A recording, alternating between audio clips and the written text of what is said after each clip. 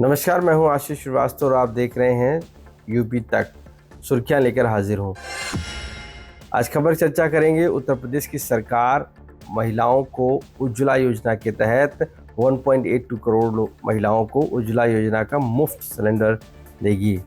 साफ तौर से इसके लिए एक प्रोग्राम लोक भवन में रखा गया है, लेकिन जिस तरीके से पिछले हर त्यौहार पर, फिर चाहे दीपावली हो, होली हो, इन सभी त्योहारों पर उज्ज्वला योजना का सिलेंडर फ्री दिया जाता है, यानी इसका एक भी पैसा नहीं लिया जाता है, उसकी सब्सिडी सीधे खाते में आती है। तो ये सुविधा लगातार उत्तर प्रदेश सरकार ने जब से ये चुनाव जीता था उसके बाद से ही लगातार कहा गया था कि इस तरीके की जो उत्तर प्रदेश में सुविधा रहेगी, जिसमें उज्ज्वला योजना के जितने भी लाभार्थी हैं उनको ये सिलेंडर फ्री दिया जाएगा। हालांकि इसमें कई जो प्रोसेस में जिन्होंने आवेदन लेट किया, यानी जिनका भी प्रोसेसिंग केवाईसी रह गई है, वो रह जाते हैं, लेकिन ये ज़रूर मान के चलिए कि सभी लाभार्थियों को इसका फ़ायदा मिलता है। और इसके चलते उत्तर प्रदेश में फिर आज उत्तर प्रदेश की सरकार 1.82 करोड़ उज्ज्वला योजना के कार्ड धारकों को सिलेंडर फ्री दे रही है। दीपावली और होली पर ये तोहफा मिलता है, जिसमें महिलाओं को त्यौहार पर ये सिलेंडर फ्री दिया जाता है और उसकी सब्सिडी खाते में दी जाती है। ऐसे ही लगातार उत्तर प्रदेश की सरकार जब इलेक्शन था उस दौरान भी बात की गई थी और आज भी अपने वादे को पूरा करते हुए दिख रही है, जिसमें होली और दीपावली पर सिलेंडर की तादाद लोगों को दी जाती है। ऐसे में माना जाता है कि सरकार लगातार उन गरीब लाभार्थियों को जो कि तकरीबन इस पूरे क्षेत्र में हैं, उनको सिलेंडर फ्री देके कहीं ना कहीं वो लगातार ऐसे लाभार्थियों को लाभान्वित कर रही है। और ये देखा गया है कि उत्तर प्रदेश में इस तरीके की महिलाओं की तादाद की वजह से महिला सशक्तिकरण की बात हो या महिला वोट बैंक, कहीं ना कहीं सीएम योगी आदित्यनाथ के प्रति लाभान्वित होता रहा है।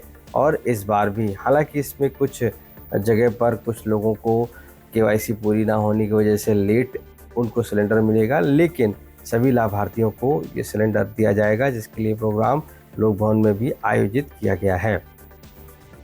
अगली खबर की बढ़ते हैं। उत्तर प्रदेश सरकार ने पिछले 8 सालों का एनकाउंटर का डेटा जारी किया है, जिसमें तकरीबन 256 के आसपास एनकाउंटर किए गए हैं और साफ तौर से तकरीबन 10 से 11 हज़ार के बीच में मुठभेड़ हुई, जिसमें घायल भी हुए हैं।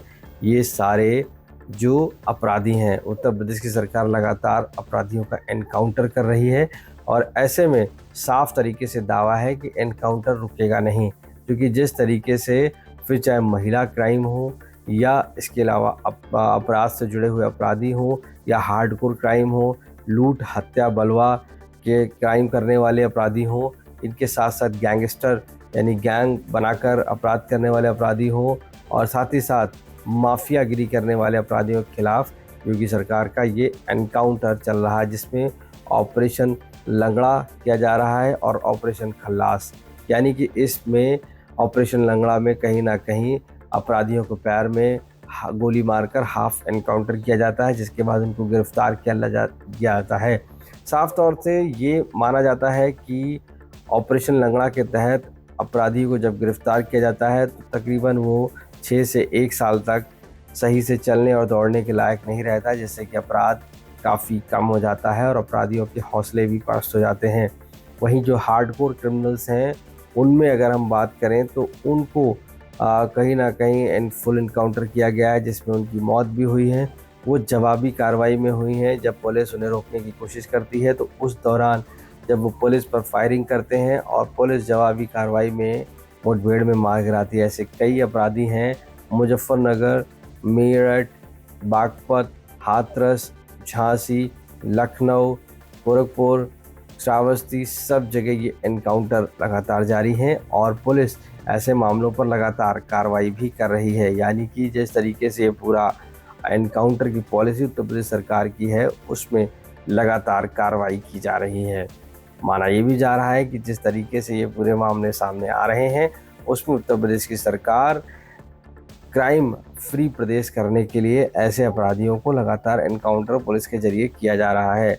सबसे बड़ी बात है कि इसमें जिस तरीके से एनकाउंटर हो रहा है, उसमें अपराधियों के हौसले भी पस्त हो रहे हैं और वो लगातार प्रदेश छोड़कर बाहर जा रहे हैं। यहाँ तक उत्तर प्रदेश में क्राइम ग्राफ उत्तर प्रदेश सरकार के मुताबिक काफ़ी कम हुआ है और ऐसे में ये सभी अपराधी अब उत्तर प्रदेश में अपराध करने से डर रहे हैं। उत्तर प्रदेश की सरकार जब बनी थी योगी आदित्यनाथ की 2017 से ही विकास दुबे के एनकाउंटर से लेकर आज तक लगातार एनकाउंटर जारी हैं और ऐसे में लगातार माफियाओं के खिलाफ बुलडोजर की कार्रवाई भी की जा रही है। उत्तर प्रदेश में इस तरीके की पूरी कार्रवाई लगातार की जा रही है जिससे कि अपराधियों के हौसले पूरी तरीके से पस्त हो गए हैं।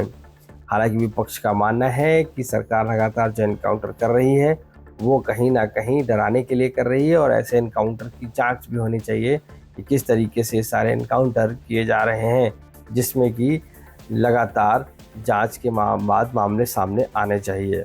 ऐसे इस पूरे मामले को लेकर उत्तर प्रदेश की सरकार को भी विपक्ष ने घेरने का काम किया है और कहीं ना कहीं इस पूरे मामले को लेकर लगातार राजनीति भी हो रही है। अगली खबर की तरफ बढ़ेंगे। उत्तर प्रदेश में जो वक्फ बोर्ड की ज़मीन है उसको कब्जे का मामला सामने आया है और उसमें तकरीबन 20 से 22 बीघे की ज़मीन है जिसको बताया गया है पहले किराएदारी दी गई थी, उसके बाद लैंड माफियाओं ने उस पर कब्जा कर लिया। हद तो तब हो गई जब इस पूरे मामले पर मुस्लिम शिया धर्मगुरु कल्बे जव्वाद उन प्रॉपर्टीज़ का निरीक्षण करने जब पहुंचते हैं तो उन पर दबंग हमला कर देते हैं। यही नहीं, उनकी कार को रोककर तोड़फोड़ भी की जाती है, जिसके बाद वह पूरी तरीके से इस मामले पर पुलिस से शिकायत दर्ज कराते हैं और तकरीबन आधा दर्जन से ऊपर जो अपराधी हैं उनको नामजद मुकदमा दर्ज किया जाता है। आरोप है कि ये 20-22 बीघे की जो लैंड है वक्फ बोर्ड की, उस पे नई वीआईपी बिल्डिंग्स बना ली गई हैं, फ्लैट्स तैयार कर दिए गए हैं और यहाँ तक उसमें समाजवादी पार्टी के नेता का नाम भी आ रहा है कि वह इसके पीछे हैं। हालांकि ये भी बताया गया है कि उस ज़मीन पर वक्फ बोर्ड की वहाँ पर एक शिलापट्ट भी लगा दिया गया है जिसमें समाजवादी पार्टी के नेता शामिल हैं। तो वक्फ बोर्ड पे जिस तरीके से कब्जा हो रहा है उसको लेकर शिया धर्मगुरु पहुँचे थे और वहाँ पर इस तरीके की पत्थरबाजी हो गई और उनको वहाँ वापस लौटना पड़ा। इस पूरे मामले पर चूँकि उत्तर प्रदेश की सरकार लगातार ऐसे जो वक्फ बोर्ड की प्रॉपर्टीज़ हैं उनको निकालने की कोशिश कर रही है, उनको फ्री करने की माफियाओं से कोशिश कर रही है और जो भी ऐसे स्कैम्स हैं उनको निकालने की कोशिश कर रही है। इसी वजह से शिया धर्मगुरु और चेयरमैन वक्फ बोर्ड के ऐसे लोगों के खिलाफ सख्त कार्रवाई के लिए पत्र भी लिखा है और साफ तौर से जिक्र किया है कि इन सभी मामलों पर कार्रवाई होनी चाहिए। जिस तरीके की इस वक्त प्रॉपर्टी पर कब्जे का मामला आया है, उत्तर प्रदेश में काफ़ी बड़ी ये प्रॉपर्टी है जिन लोगों ने उसको निजी हाथों में बेच दिया है। अब वक्फ बोर्ड उनको वापस लेने की कवायद शुरू कर चुका है और जिसके लिए सीएम योगी आदित्यनाथ को पत्र भी लिखा गया है। साथ ही साथ उन सभी अपराधियों और लैंड माफिया जो भूमाफिया हैं उन पर कार्रवाई करने की बात भी कही गई है। इस दौरान मौलाना कल्बे जव्वाद सीएम योगी आदित्यनाथ से मिलकर भी इसकी शिकायत की बात कही है।